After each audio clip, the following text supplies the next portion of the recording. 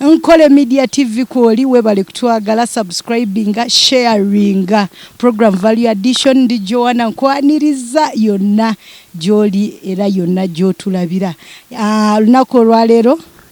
atukyaliddeko omwami nga ono mwami akola manda ayongera value ku manda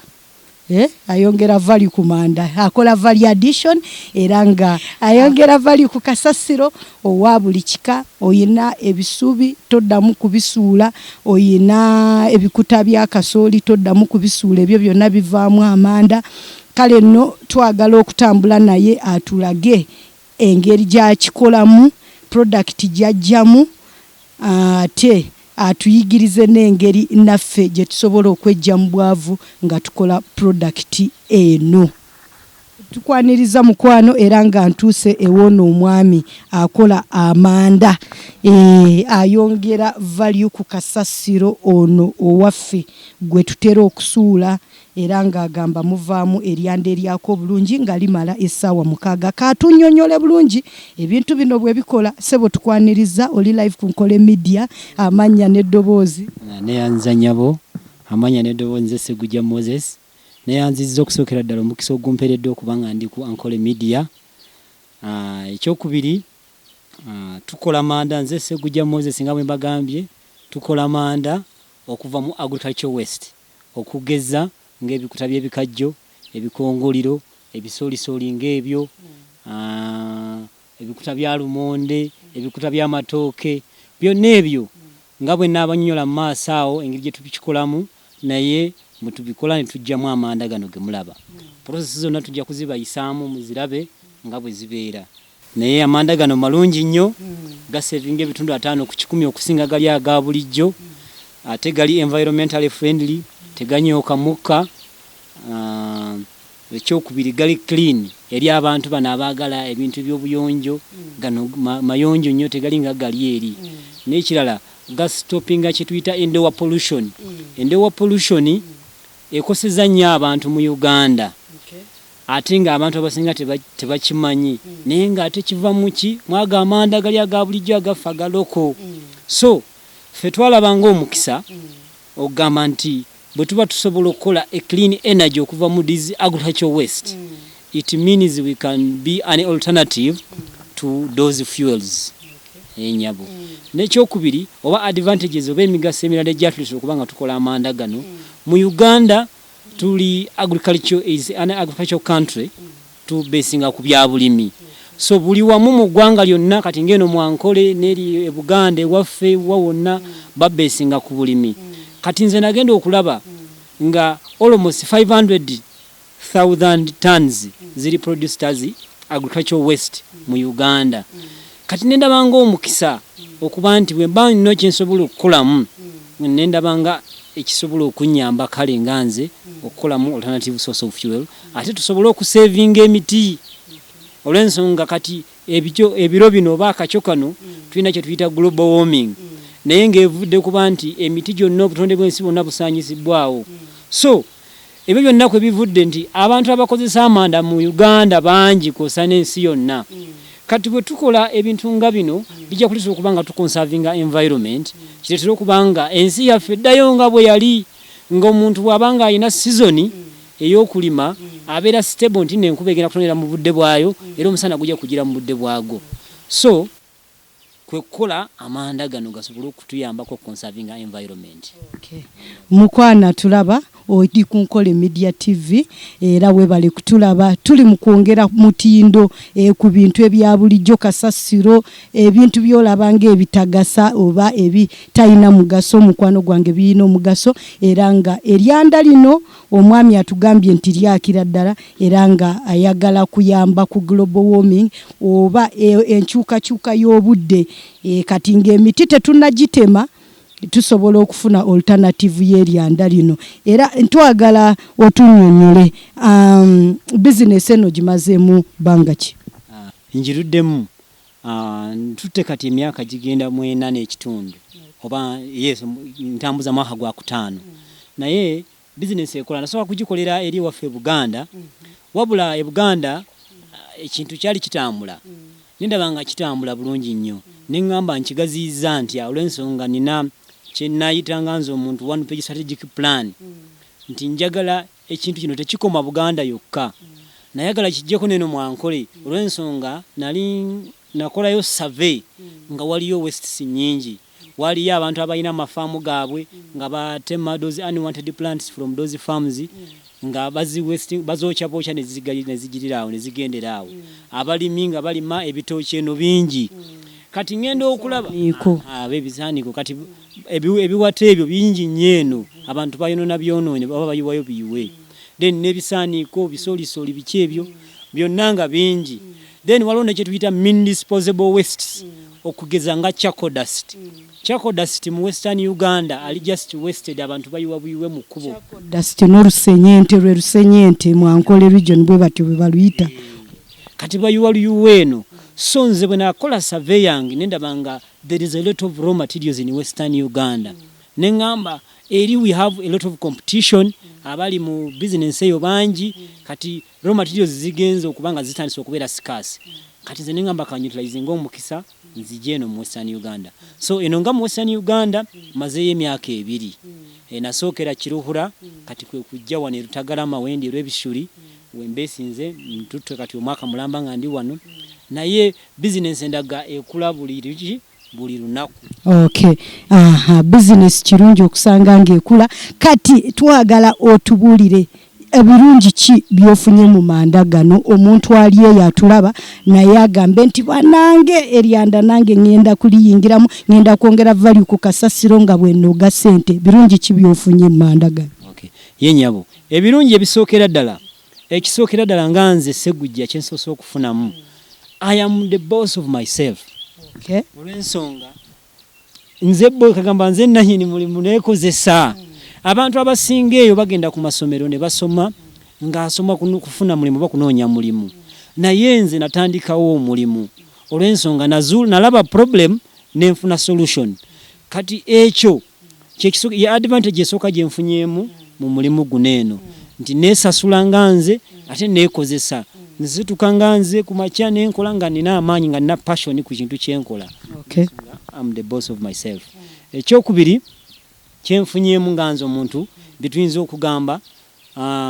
nfunyemu okugeza bino si kwewaana naye nga kituufu ninawe nkola ki wembeere waffe Buganda nagula ploti ngiina era naleka nzimbye neno nayo nina essuubi ngenda kugula olw'ensonga business eboominga okiraba buli kyenkola ba client bakyagala product bagikola ki bagyagala so business ekola ki efuna gwali eyo wenna ayagala okukiyingira mu kiri very simple nze nsobola okutraininga ate nenkolera ne machine abagira bwe tugenda kukola fabrication wano wennyini nokotwa akatandika ninga tugenda kugikola nayo fabrication gundi ngebeera wano kuba bitambula hand in hand nga tufabricating stoves ne fabricating those machines briquetting machines ate training n'abantu kuba ffe tetwagala kubeera kituyita oluba kibayita nyisene oba simanyi bakinyola mu Luganda njagala n'abalala nabo bayingire mu business olw'ensonga bwe bayingira mu business tukola marketing ebe nga tuzimba brand onfuna bulungi ate ne population ya amaanyi onfuna bulungi tuyamba ku butonde bw'ensi sensitization yeyongera kati ffe tusobola okusomesa abantu ne tubaguza machines ne batandika nabo okukola briquettes okay ekirala kyetufunyemu mu manda ganeeno nganze omuntu nzimbye brand nganze omuntu nti bwogenda mu Central Uganda noononya ku bantu abakola briquettes oba abakozi briquettes oba abatraining abantu abakola briquettes nange mwendi bayitawo company yaffe bagiyita agrofuels newankubadde tunateeka wano kipande naye nga bagiyita agrofuels farm betugiyita bwe tutyo okay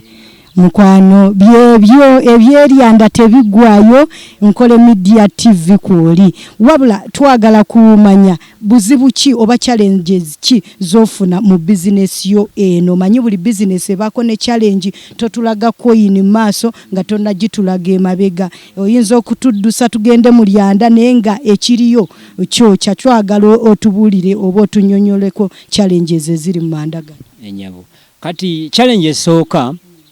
esookera ddala technology wane Uganda technology akyali wansi olw'ensonga ebisubi ebyo nga bwe munaabiraba nga tubayisa mu process eri okubikarbonizinga kyetaagisa mashini ze ez'omulembe ng'ogyeko buno bw'oba yalakukola ekintu ekirinda isitronga kati nga bwe mulaba nga nze bwe nkola ate n'okusingawo kuba era kijja kusingawo wano kino kye mulaba ntandikwa naye twetaaga tekinologi amala waliwo kye tuyita rotate machine rotate machine ye carbonizinga ate at the same time ebeera nga dryer ekola emirimu ebiri omulundi gumu kati ezo machine tetuziina wano mu Uganda nti bw'oba ogiyina esobola okukuyamba nti obeera oba producing at a higher rate nti gwe you just collect your agro waste from the villages, you bring them to your production center, you rotate them or you carbonize them mu processes zibeera mu muli tujja kuziraba ng'ofuna raw materials. So eyo challenge ey'okubiri gye nfunyemu nganze omuntu nganze omuntu capitalization akyali mutono olw'ensonga kati nga bwe nkugambye mashini ezo ziri bweru kati okugenda okugimportinga okugigula biki yetaaga ssente then production capacity oba production gundi si eno gye mulaba kino kitandikwa nti olw'ensonga nze nina experience nsobola okukola bwe nti nenkola product zino ate na nenfuna ssente naye ekintu ekiri ku mutindo UNBS ne bwejja nendaba tekirina kubeera bwe kiti nga bwe mulaba wano waliwo ebyetaagisa okukolebwa onfuna bulungi naye byonna byetaaga ki akasente weewaawo nsobola okukula era nina essuubi nze nganze nti nja kukola ssente ezo capital yogemba gamba mufune naye capital yasobola okukola ekintu eky'omutindo ate kisobola okusupplyinga abantu abangi kuba demand nnene naye siina production capacity kagamba mbulamu production capacity emala okusustaininga demand onfuna bulungi kati challenge endala esobola okusumbuwa abantu weewaawo kati nze nganze ezimu nazinogera eddagala ye data akwata ku briquette eno briquette eno gyolaba teri wano kino kyolaba mulimu scientific ziri organic substances that we need to use nga olina okuzinoonya ozifune nga nayo challenge onfuna bulungi kati bw'obanga katugeze oyingidde mweno business nga tobimanyi bisobola okusumbuwa n'okola eryanda nga teryaka ate kasaba nagamba oguyanguza makara mbwenu negazimira mbwenu tegakwaka mbwenu oba okiraba tegakucamuka webale nyonyabo tegakucamuka kati ebintu ebyo byonna oba olina okulula ki kale katugambe nti research mutono research na mutono briquettes mutono webale nyabo challenge challenge endala njemalira okugamba eri mu ba client yes ekyo kyangu nnyo kibayita sensitization naye ba client abamu tebannaba kumanya briquette eno kyekola kati omutuusa akamanda n'ogamuwa n'agagula yes ayinza okugulako katugeze ng'amanda ga 15 ebaafu y'ennamba bw'afumbisako omulundi ogusooka nga tategedde engeri gye gaakamu agamba omushiija yanyiba mbwenu n'omushuma abaganda abo baize okutwiba konka bambi nedda just tategedde briquette yeetwaza etya yanda neryaka ate nga lyaka oba okiraba so yo nayo eringa challenge eno mu Western Uganda nti abantu bannamanya bulungi ki briquettes zino naye kenfunye omukisa nenzija ku Ankole Media kigenda kutuyamba nnyo abantu bonna abajja accessinga okutegeera briquette kyeki briquette zikola tezina ki tabu. Okay mukwano gwange obiwulidde omwami agambye nti tetuna embracing tuke technology Ankole region nkitwe tuke embracing technology ya buy Uganda build Uganda kuonka yagira nti demand eriho akatare kariho iwo omojari okwe omushari okwe toyine murumu gworiyo nokora ebyo bintu byoro bikutandika yakutworeka ata atugambire ne sente zenyine za omuntu zo ino okutandikisa oba zosobola okutandikisa esente ntono omusajja akola amanda gano omuntu wa wansi asobola kutandikisa sente meka omuntu wa wansi kakati omuntu wa wansi nja kubagiraganya mu bintu mu mitendere ebiri omutendere ogusooka omuntu wa wansi ddala bw'oba oyina emitwalo 5 nkutraininga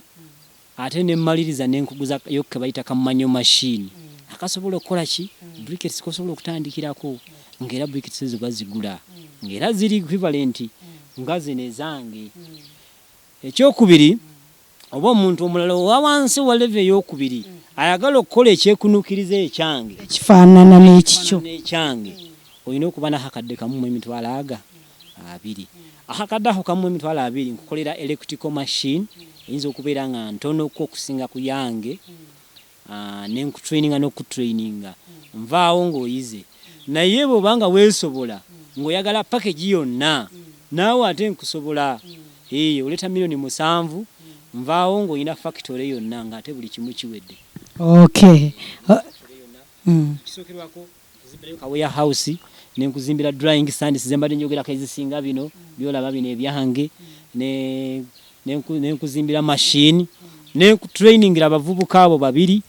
bonna nga bakola bulungi nnyo nenkuwa na buli kimu kyonna kye weetaagisa okukola nenkuwa ne formulas strong formulas ezisobola kukola quality briquette. Okay. Ekirala kye njagala okubuuza nti oyogedde chemistry mungi, biology mungi, physics tategeerekeka, weewaawo n'oluzungu aliye yayinza okuba nga talutegeera, naye omuntu atasomyeko guno omulimu asobola ogukola. Kaakati nnyabo onansonyiwa okuba nga nkozeseza oluzungu naye waliwo ne chemistry oyo waliwo abantu abo abakitegeera kye njogera naye koyogedde kwabo ate kiina tabu olw'ensonga chemistry gwenjogerako ali very simple because ali surrounding us. Nti bwajja n'alaba ku kintu ekyo okugeza nja kugamba ku molasses. Molasses ewaffe eri e Buganda gye tuyita molasses. Akaloddo. Omala ekikajjo okukikamula oyo supu avaamu n'omufumba ke kaloddo ba ye molasses owaffe. Kati oyo molasses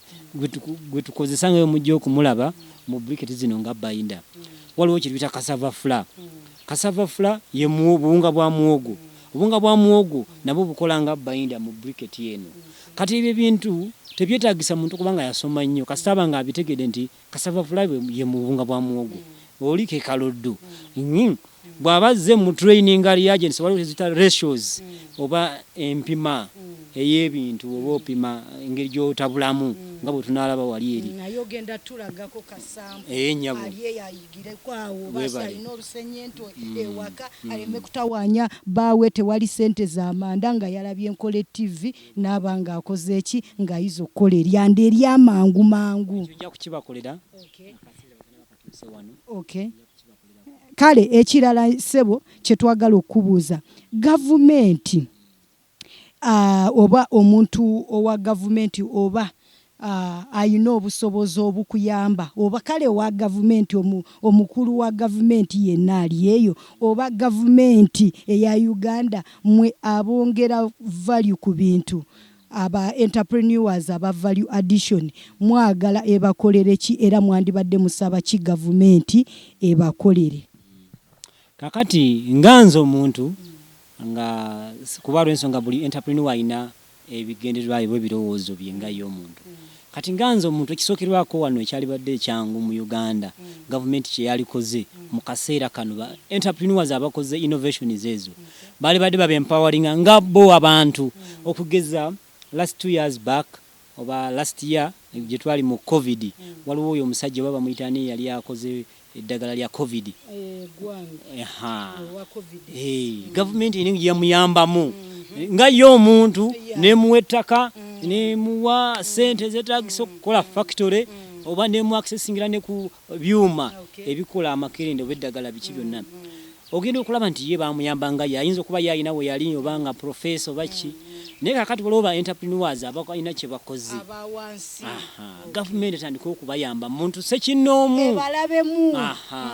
nga bo buli muntu sekinoomu emutuukirire emulabe empowering olw'ensonga bwe empowering nganze omuntu omu kati nganze eno project yange nsobola okwemployinga abantu nga 30 okusinziira ku processes ziri waneeno. Kati ekyokubiri nina kye tuyita distributors nsobola nina target nganze okutuka mu 2023 nga nsobola okulichinga ku bantu milioni aga families milioni 5 kati netaga ba distributors abagenda okubeera eyo especially naddala abakyala abayina bu kantini nga batunda nyanya tomatoes biki abasobola abayina kibayita one stop shopping centers obutontono nga tube empowering ne tubawa briquettes zaffe zino ku sene ntono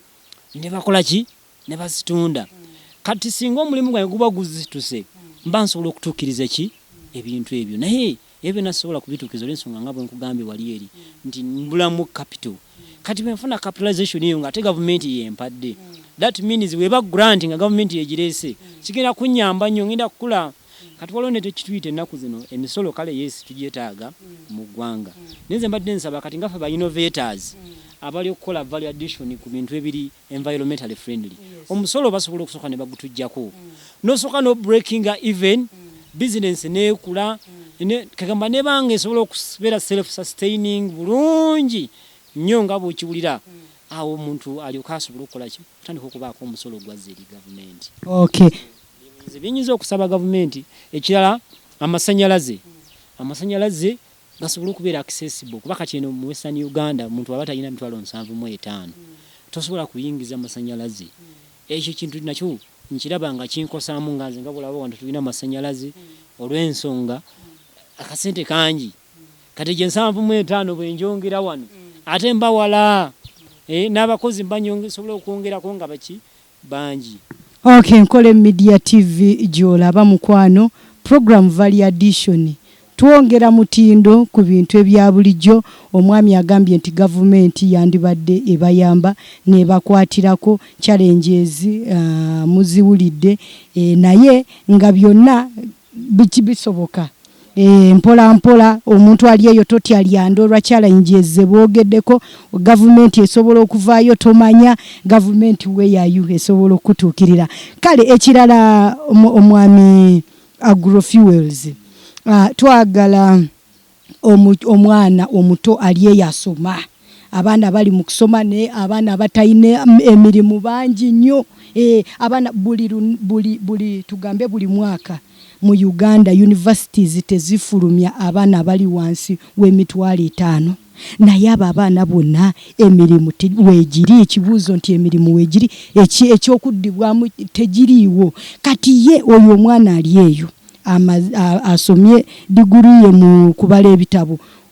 omuwa advice ki oba n'omuwala aliye yatayina mulimu omuvubuka aliye eyo munywi w'omwenge walaji omuwa advice ki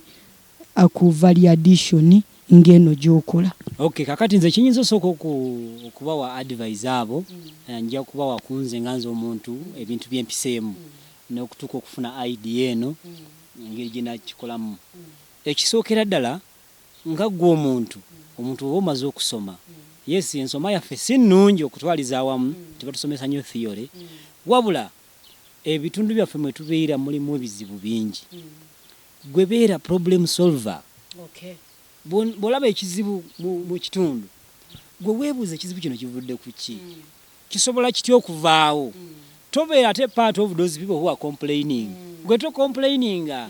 gwe sooka olowooze ekizibu kino nkijjawo ntya bonna ajjawo ekizibu ekyo buli omu ajja kudduka ajja gy'oli onfuna bulungi kati nga nze bwe nkugambye nti najja eno mu Western Uganda olusenyente nga baluyiwe bakola ki kati nze ate nendaba abantu opportunity bwe najja ne nkola ekintu kineeno kati ndi successful onfuna bulungi ndi successful wa eno mu Western Uganda naye nga simanyiddwa sikozi wabula nazuula buzibu bwe bayina nze nensolovinga kati nawe beera problem solver ojja ku achievinga kyoyagala oba ojja kufuna akasente oba ojja kufuna omulimu ekyokubiri tonyooma mulimu bw'oba ovudde ku ssomero nze amagezi gendibadde nkuwa baako awantu weekwasa kwanza osooka oyiga ensi kuba nze bwe naviira ku ssomero bwe waawo saagenda ku university naye nasoma ebya fabrication n'enjigo ebyokwokya welding biki ebyo gye nafunira neno idea naye bwe nali ndimu nga nvudde ku ssomero nga ndi mu nsi nali mmanyi nti nga sinabava ku ssomero nali mmanyi natuwa gundi mu nsi nfune omulimu nkole nfune sente mbeere bulungi naye nga ate si bwe kiri nfuna bulungi so kyoyina okukola bwoba ovudde butu ku ssomero baako either omuntu bw'aba ayina ka workshop ng'akagundi akabajja mwegatteko omukolere ne waba atakusasula naye ng'akugulira ekyokulya omukolere bw'oba ofunye ka kampani akatandika kati ng'eno egyaffe jangu okole nange sooka ofune knowledge olw'ensonga ate buno bukampuni ngaffe obwaffe buno obukula you do a lot of things that means you learn a lot osoma nnyo oyiga bingi aba intern mubeetaaga weebale nnyabo oyiga bingi kati bw'oyiga bingi mu ebyo by'oyize osobola okudevelopinga idea oba bw'oba ogenza okukola ekikyo naawe ate obeera faamu olw'ensonga oba olina amagezi gonjigiddeko n'ekirala waliwo abamu nze sikyadvisinga nnyo abagenda mu kati nga muzikampani nga Coca-Cola Pepsi ezo ez'amaanyi zaakuledda bw'obeerayo oba ofuuse nga machine kuba tomanya kigenda mu maaso buli kimu kyategekebwa dda kati obeera specific kwogwo omulimu obeera nga robot naye wano oyiga ebintu bingi okwata ku manda okwata ku mashini noyokya wali eri ebisubi onfuna bulungi so that means you learn nkusindika mu katale mu market nengamba genda olabe client yoli noyiga how do you talk with the client ebintu ebyo bwebityo so nze advising abaana abo bw'oba omaze okuva mu ssomero baako ka kampuni kogendamu baako awantu woosaba baako ekintu kyoyiga before toyayanira nnyo okufuna sente mangu sente si nyangu tezisobola kufunika mangu sente it goes process by process so nze nyinza okugamba abantu abo nekirala know your purpose in life first of all tegeera katonda omanye okutegeera katonda kijja kuyamba okutegeera katonda lwaki yakutonda ku nsi bw'omala okukiyiga follow that purpose okubanga ebeera existing esobole okubeerawo mu nsi kusinziira mu kintu kyokola then nebira tosuula kitone kyo ebitonde byo bikozese kati nga gwe omukyalo ono ozze okunkwata wano ku Ankole Media ndabanga the way how you are doing your work ndabanga ye talent yo oli passionate ku mulimu gwo kintu kyolimu kati kijja kwanguyira mangu nnyo kyesitamanyi sente ze bakuwa ne companies endala okubanga ziku inviting okubanga obeera ki munamawulire waabwe so develop your talent gifiireko olunaku lumu Katonda ajja kuddiramu oyitewo. Okay, Ankole Media TV tuli kulyanda value addition ye program amanya ndi Joana goal number 7 eya sustainable goal eya sustainable goals eza UN UN nebitongole ebirale ebyebweru bagamba nti tube ne clean energy leka ku ali accessible kale no leka kujira munju ng'okozesa enku naye nga amanda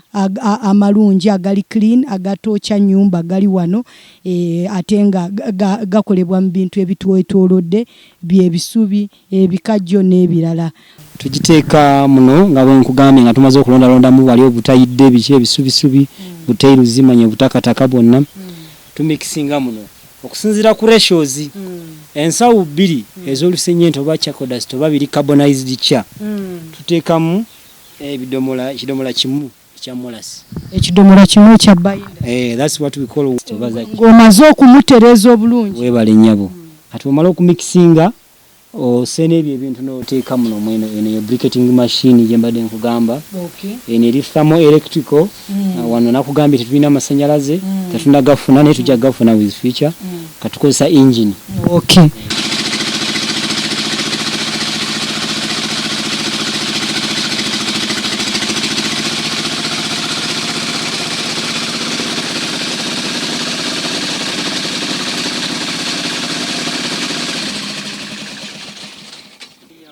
Tusanyuse nnyo era weebale nnyo weebalire ddala okujja ku Ankole Media TV. Tuweereddwa omukisa omuntu ali eyo nsuubira oweereddwa omukisa. Programu yaffe Value Addition bweti bwetambudde naye nga tonnagenda. Tubadde tusaba otuwe contacts zo omuntu eyandibadde ayagala okuyambako nga bw'ogambye challenge ya technology n'ebirala asobola kuyamba atya ate n'omuntu ayagala eryanda muno mu Western Uganda asobola kulifuna atya tuwera esooka eri 0740 7 57 32 namba endala eri 0740 32 25 01 0740 32 2501 n'eri endala eri 0740 70 57 32 zombi bw'ozikubako ogamba bugambe bw'oyagala manda tuba tusobola okutuusaako. Tuyina delivery bw'okola order tukudelivalingira but we deliver on cash. Kyo nakyo temukyerabira si banja teri bya kubanja. Okay. Tupima mu kilograms waliwo 2 kilogram pack ne kilograms 12 zeze 15 ne okugenda waggulu kale bwe tutambula tutunda mu kilograms bwe mbambanya